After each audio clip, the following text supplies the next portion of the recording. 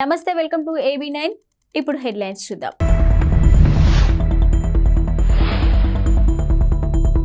గుంటూరు లోక్సభ స్థానం నుంచి అంబటి రాయుడు పోటీ. కెనడాలో హిందూ వ్యాపారిపై కాల్పులు, భయాందోళనలో హిందూ సమాజం.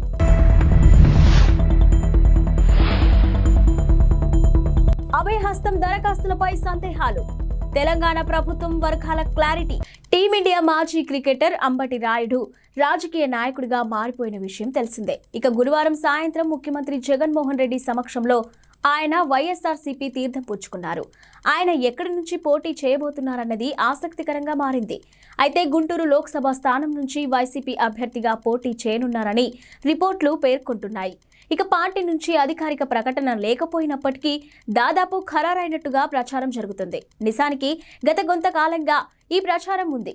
గత 6 నెలలుగా గుంటూరు లోక్సభ పరిధిలోని అంబటి రాయుడు విస్తృతంగా పర్యటిస్తుండడం ఈ ఊహాగానాలకు ప్రధాన కారణంగా ఉంది. ఇప్పటికే చాలా కార్యక్రమాల్లో పాల్గొన్నాడు.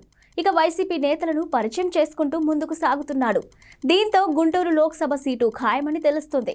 ఈ మేరకు పార్టీ నుంచి అధికారిక ప్రకటన రావాల్సి ఉంది. కెనడాలో ఓ హిందూ వ్యాపారిపై జరిగిన కాల్పులు కలకలం రేపాయి. బ్రిటిష్ కొలంబియా ప్రావిన్స్లోని సర్రేలో ఓ వ్యాపారవేత్త ఇంటిపై జరిగిన కాల్పులపై అధికారులు విచారణ ప్రారంభించారు. బుధవారం 27న ఉదయం 8 గంటల ప్రాంతంలో ఈ ఘటన చోటు చేసుకుంది. ఇక సర్రేలోని లక్ష్మీనారాయణ మందిర్ అధ్యక్షుడైన సతీష్ కుమార్ పెద్ద కుమారుడిని లక్ష్యంగా చేసుకుని దుండగులు ఆయన ఇంటిపై కాల్పులు జరిపారు. తన కుమారుడి ఇంటిపై దుండగులు 14 రౌండ్లు కాల్పులు జరిపినట్టు సతీష్ కుమార్ తెలిపారు. ఇక ఈ ఘటనలో ఎవరికి ఎలాంటి గాయాలు కాలేదు. ఇల్లు మాత్రం తూటారంధ్రాలతో నిండిపోయింది.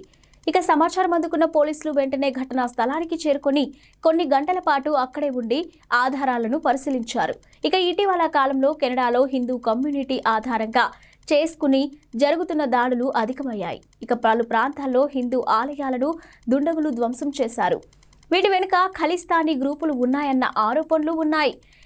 ఇక తాజా ఘటన నేపథ్యంలో హిందూ సమాజంలో ఆందోళన నెలకొంది. రేషన్ కార్డులు లేని వాళ్లు కూడా అభయహస్తానికి దరఖాస్తు చేసుకోవచ్చని తెలంగాణ ప్రభుత్వం వివరణిచ్చింది. మిగతా వాళ్ళు రేషన్ కార్డు, ఆధార్ కార్డు జత చేసి దరఖాస్తు చేయాలని సూచించింది. ఇక ఈ క్రమంలో అనేక మంది కొత్త రేషన్ కార్డులకు దరఖాస్తు చేసుకోవడంతో పాటు అభయహస్తం గ్యారంటీలకు అప్లై చేసుకుంటున్నారు. ఇదిలా ఉంటే రేషన్ కార్డు లేని కొందరు ఇన్కమ్ సర్టిఫికేట్ను, మరికొందరు క్యాస్ట్ సర్టిఫికేట్ను జత చేస్తూ ఉండడం గందరగోళానికి కారణమైంది. ఈ విషయమై అధికారులు క్లారిటీ ఇచ్చారు. బీసీ, ఎస్టీ, ఎస్సీ, మైనార్టీలో ఏ వర్గమో చెబితే సరిపోతుందని అన్నారు. ఇక క్యాస్ట్ సర్టిఫికేట్, ఇన్కమ్ సర్టిఫికేట్ అవసరం లేదని తెలిపారు. మరోవైపు అభయహస్తం అప్లికేషన్లు అందుబాటులో లేవంటూ కొందరు ఆగ్రహం వ్యక్తం చేశారు. జిరాక్స్ సెంటర్ల వాళ్ళు అప్లికేషన్ అమ్ముకుంటున్నట్టు కూడా ఆరోపించారు. అయితే దరఖాస్తు ఫారాలను ఎవరూ కొనొద్దని ప్రభుత్వం స్పష్టం చేసింది. ఉచితంగా దరఖాస్తులను అందజేస్తామని పేర్కొంది. ఉత్తరాది మరోమారు మంచు దుప్పట్లో ముడుచుకుపోయింది. ఢిల్లీ, ఉత్తరప్రదేశ్, పంజాబ్, హర్యానా, ఛత్తీస్గఢ్ తదితర ప్రాంతాల్లో ఉష్ణోగ్రతలు దారుణంగా పడిపోయాయి. ఇక దట్టమైన పొగమంచు కారణంగా విజిబిలిటీ పడిపోవడంతో పలు విమానాలు, రైళ్లు ఆలస్యంగా నడుస్తున్నాయి. ఉత్తరాదిన మరో 3 రోజులు ఇదే పరిస్థితి ఉంటుందని వాతావరణ శాఖ తెలిపింది. ఆ తర్వాతి నుంచి మంచు ప్రభావం క్రమంగా తగ్గుతుందని పేర్కొంది. ఇక మంచు ప్రభావం ఉత్తరాది నుంచి నడిచే రైళ్లు, విమానాలపై పడింది. ఇక కొన్ని రైళ్లు, విమాన సర్వీసులు రద్దు కాగా మరికొన్ని ఆలస్యంగా నడుస్తూ ఉన్నాయి. ఇక ఢిల్లీ, హౌరా మధ్య నడిచే దేశ రాజధాని ఎక్స్ప్రెస్ సహా డజన్ల కొద్ది రైళ్లు 10 నుంచి 12 గంటల పాటు ఆలస్యంగా నడుస్తున్నాయి. ఇక విమాన పరిస్థితి కూడా ఇందుకు భిన్నంగా లేదు. ఇక ఢిల్లీలో నిన్న ఉష్ణోగ్రత 8.4 డిగ్రీలకు పడిపోగా ఈ రోజు కొంత మేరకు 10.7 డిగ్రీలు నమోదైంది.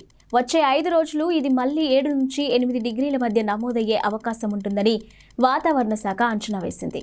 ఇక నిన్న దేశంలో సాధారణం కంటే కొద్దిగా ఎక్కువ ఉష్ణోగ్రత 21.4 డిగ్రీల ఉష్ణోగ్రత నమోదైంది. ఇజ్రాయెల్ హమాస్ యుద్ధం కారణంగా సామాన్యులు కడగల్ల పాలవుతున్నారు. ఇక ఇటీవల గాజాలోని 4 పిల్లలకు జన్మనిచ్చిన ఓ మహిళ వారికి కావలసిన సదుపాయాలను కల్పించలేక తల్లడిల్లిపోతుంది. ఇజ్రాయెల్ పై అక్టోబర్ 7న హమాస్ దాడి జరిపిన కొన్ని రోజులకే ఇమాన్ తన పిల్లలు, భర్త, ఇతర కుటుంబ సభ్యులతో కలిసి బెయిట్ హమాన్లోని తన ఇంటిని వదిలి సురక్షిత ప్రాంతానికి బయలుదేరింది.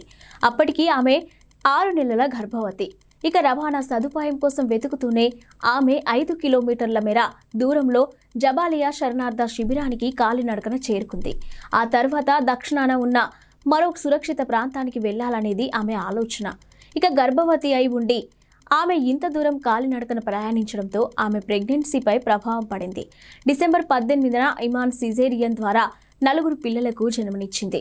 ఆ తర్వాత బరువు తక్కువగా పుట్టిన ఓ శిశువు మినహా ఇమాన్ ఆమె పిల్లలను ఆసుపత్రి వర్గాలు పంపించేశాయి.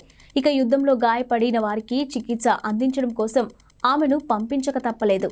ఇక ప్రస్తుతం ఇమాన్ స్థానికంగా ఉన్న ఓ స్కూల్లో ఏర్పాటు చేసిన శరణార్థుల శిబిరంలో ఆశ్రయం పొందింది. అపరిశుభ్ర దుర్గంధ భూయిష్ట వాతావరణంలోని నవజాత శిశువులను ఆలన పాలన చూస్తుంది. అయోధ్యలో కొత్తగా నిర్మించిన విమానాశ్రయానికి రామాయణ ఇతిహాసాన్ని రచించిన కవి మహర్షి వాల్మీకి పేరు పెట్టారు. మహర్షి వాల్మీకి ఇంటర్నేషనల్ ఎయిర్పోర్ట్ అయోధ్యాధామ్గా నామకరణం చేశారు. ఈ మేరకు గతంలో ఉన్న పేరు మర్యాద పురుషోత్తం శ్రీరామ్ అయోధ్య అంతర్జాతీయ విమానాశ్రయంను మార్చారు. కాగా ప్రధానమంత్రి నరేంద్ర మోదీ రేపు శనివారం ఈ ఎయిర్పోర్ట్ను ప్రారంభించనున్నారు. జనవరి 22న అయోధ్య రామాలయంలో మహా సంప్రోక్షణ కార్యక్రమానికి ముందే ఈ ఎయిర్పోర్ట్లో సేవలు ప్రారంభం కానున్నాయి. ఇక డిసెంబర్ 30 నుంచే ఇండిగో, ఎయిర్ ఇండియా ఎక్స్ప్రెస్ ఇక్కడ సర్వీసులు ప్రారంభించబోతున్నాయి. ఇక ఈ 2 విమాన సంస్థలు ఇప్పటికే ఢిల్లీ, ముంబై, అహ్మదాబాద్ నుంచి అయోధ్యకు విమాన సర్వీసులు ప్రకటించాయి. జనవరి నుంచి ఈ సర్వీసులు మొదలవుతాయని వెల్లడించింది. నకిలీ రిక్రూట్మెంట్ ఏజెన్సీల బారిన పడొద్దు అంటూ విదేశాంగ శాఖ ఉద్యోగార్థులను తాజాగా హెచ్చరించింది. ఇక ఫేక్ సంస్థల నకిలీ జాబ్ ఆఫర్ల విషయంలో అప్రమత్తంగా ఉండాలని సూచించింది. ఇక ప్రభుత్వం వద్ద రిజిస్టర్ చేసుకొని అనేక సంస్థలు విదేశీ ఉద్యోగాల పేరిట ఒక్కొక్కరి నుంచి 2 లక్షల నుంచి 5 లక్షల వరకు వసూలు చేస్తున్నాయని తెలిపింది. వాట్సాప్, ఫేస్బుక్ ద్వారా కాల్స్, మెసేజీలతో బాధితులను ట్రాప్ చేసి ఏజెన్సీలను పట్టుకోవడం కష్టంగా మారిందని కూడా పేర్కొంది. ఇక ఈ ఫేక్ ఏజెన్సీలు ఉద్యోగార్థులను విదేశాలకు తరలించి ప్రమాదకర వృత్తుల్లోకి దించుతాయని విదేశాంగ శాఖ పేర్కొంది. ఇక తూర్పు ఐరోపా దేశాలు, గల్ఫ్ కంట్రీస్, సెంట్రల్ ఏషియన్ దేశాలు, ఇజ్రాయెల్, కెనడా, మయన్మార్ తదితర దేశాల్లో నకిలీ రిక్రూట్మెంట్ ఏజెన్సీల మోసాలు వెలుగు చూస్తున్నాయని పేర్కొంది. ఇమిగ్రేషన్ యాక్ట్ 1983 ప్రకారం ప్రభుత్వం వద్ద రిజిస్టర్ అయ్యే సంస్థలు తమ సేవలకు గాను 30,000 రూపాయల ఫీజును 18% జీఎస్టీలో తీసుకుంటాయని వివరించింది. నకిలీ సంస్థలపై కఠిన చర్యలు తప్పవని కూడా హెచ్చరించింది. తుఫాను గాలుల కారణంగా ల్యాండింగ్లో అటు ఇటు ఊగిపోయిన ఓ విమానం వీడియోను నెటిజన్లు ఆశ్చర్యపోయేలా చేస్తుంది. ఇక లండన్లోని హీత్రూ ఎయిర్పోర్ట్లోని ఈ ఘటన చోటు చేసుకుంది. బుధవారం గెరెట్ తుఫాన్ కారణంగా బ్రిటన్ అతలాకుతలమైంది. 70 మైళ్ల వేగంతో గాలులు వీస్తూ ఉండటంతో పలు విమాన, రైలు సర్వీసులు రద్దయ్యాయి. ఈ క్రమంలోనే అమెరికన్ ఎయిర్లైన్స్కు చెందిన బోయింగ్ 777 విమానం తుఫాను గాలుల మధ్య ల్యాండ్ అయ్యే సమయంలో ఇబ్బందులు ఎదుర్కొంది. ఇక రన్వేపై దిగే క్రమంలో విమానం రెక్కలు అటు ఇటు కదులుతూ దాదాపు నేలను తాకినంత పని చేశాయి. అయితే పైలట్ చాకచక్యంగా వ్యవహరించి విమానాన్ని సురక్షితంగా కిందకు దింపారు. టీడీపీ అధినేత చంద్రబాబు ఇవాళ కుప్పం పర్యటనకు ముందు బెంగళూరు వెళ్లిన సంగతి తెలిసిందే. ఈ సందర్భంగా ఆసక్తికర దృశ్యం కనిపించింది. ఇక బెంగళూరు ఎయిర్పోర్ట్లో చంద్రబాబు, కర్ణాటక డిప్యూటీ సీఎం డీకే శివకుమార్ పరస్పరం ఎదురయ్యారు. హైదరాబాద్ నుంచి కుప్పం వెళ్లేందుకు బెంగళూరు వచ్చిన చంద్రబాబు విమానం దిగగా అదే సమయంలో నాగ్పూర్ వెళ్లే విమానం ఎక్కేందుకు డీకే శివకుమార్ అక్కడికి వచ్చారు. ఇక ఇరువురు ఎదురుపడడంతో మర్యాద పూర్వకంగా పలకరించుకున్నారు. కరచాలనం అనంతరం చంద్రబాబు, డీకే శివకుమార్ కొద్దిగా పక్కకు వెళ్లి కాసేపు మాట్లాడుకున్నారు. ఇక దీనిపై టీడీపీ వర్గాలు స్పందించాయి. ఇందులో రాజకీయ కోణం ఏమీ లేదని, ఇద్దరు మర్యాద పూర్వకంగా మాట్లాడుకున్నారని స్పష్టం చేశాయి. ఉత్తర భారతదేశం లాంటి పరిస్థితులే తెలంగాణలోనూ నెలకొన్నాయి. ఈ ఉదయం రాష్ట్రంలోని పలు ప్రాంతాలను పొగమంచు కమ్మేసింది. దీనికి తోడు తూర్పు, ఆగ్నేయ దిశల నుంచి దిగువ స్థాయిలో వీస్తున్న శీతల గాలులు ప్రజలను ఉక్కిరిబిక్కిరి చేస్తున్నాయి. ముఖ్యంగా ఉమ్మడి ఆదిలాబాద్, ఖమ్మం, నల్గొండ, రంగారెడ్డి, హైదరాబాద్, మెదక్ జిల్లాలో విపరీతంగా పొగమంచు కురుస్తుంది. రేపు కూడా ఇవే పరిస్థితులు ఉండే అవకాశం ఉందని వాతావరణ శాఖ తెలిపింది. ఇక రాష్ట్రంలో ఉష్ణోగ్రతలు కూడా రోజు రోజుకు మరింతగా పడిపోతున్నాయి. ఇక బుధవారం రాత్రి రాష్ట్రంలో అత్యంత కనిష్టంగా సంగారెడ్డి జిల్లా కోహిర్లో 8.9 డిగ్రీల ఉష్ణోగ్రత నమోదైంది. ఆసిఫాబాద్ జిల్లా సిర్పూర్లో 10.8 డిగ్రీలు, ఆదిలాబాద్ జిల్లా సోనాలలో 10.9, రంగారెడ్డి జిల్లా రెడ్డిపల్లిలో 11.1 డిగ్రీల ఉష్ణోగ్రత నమోదైంది. ఇక నిన్న ఆదిలాబాద్ లో అత్యంత గరిష్టంగా 31.3 డిగ్రీల ఉష్ణోగ్రత నమోదైంది. సాధారణం కంటే 2.7 డిగ్రీలు అధికం. మిగతా జిల్లాల్లో మాత్రం ఉష్ణోగ్రతలు స్వల్పంగా తగ్గాయి. ఇవి ఇప్పటివరకున్న బులెటిన్ అప్డేట్స్.